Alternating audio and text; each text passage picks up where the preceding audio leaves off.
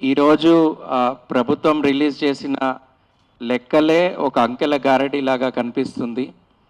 ఎందుకంటే బీసీలు ఇంత పెద్ద ఎత్తున బీసీ యొక్క పాపులేషన్ తగ్గడం, ఇంత పెద్ద ఎత్తున మైనారిటీల యొక్క పాపులేషన్ తగ్గడం, మరియు ఇతర ఓసీల యొక్క పాపులేషన్ పెరగడం ఏదైతే ఉందో ఇదే మొదటి సందేహానికి దారితీసింది.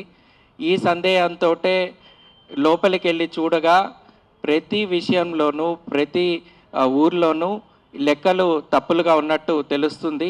అందుకే మేము రిక్వెస్ట్ చేస్తున్నాం, ప్రతి విలేజ్కి సంబంధించిన లెక్కని, ప్రతి జిల్లాకు సంబంధించిన లెక్కని, ప్రతి మండలానికి సంబంధించిన వివరాలని తప్పకుండా బహిర్గతం చేయాలి. రిటైర్డ్ జడ్జితో తప్పకుండా ఒక కమిటీ ఏర్పాటు చేసి ఒక విచారణ చేయవలసిందిగా కోరుతున్నాం. ఎందుకంటే తమిళనాడు తరహాలో పెద్ద ఎత్తున బీసీ ఉద్యమం ఇప్పుడు మన తెలంగాణ రాష్ట్రంలో ఉంది. భవిష్యత్తులో ఇది మరిన్ని రాష్ట్రాలకి మార్గనిర్దేశకం కావాల్సిన అవసరం ఉంది. ఒక ఆదర్శవంతమైన సర్వేగా దీన్ని తీర్చిదిద్దాలంటే తప్పకుండా దీని మీద ఒక రివ్యూ కమిటీనో లేకపోతే రిటైర్డ్ జడ్జి తోటి ఒక కమిటీని ఏర్పాటు చేసి తప్పకుండా దీంట్లోని తప్పులన్నింటినీ సవరించి సరిదిద్దాల్సిన అవసరం ఉందని తెలియజేసుకుంటున్నాను. Thank you.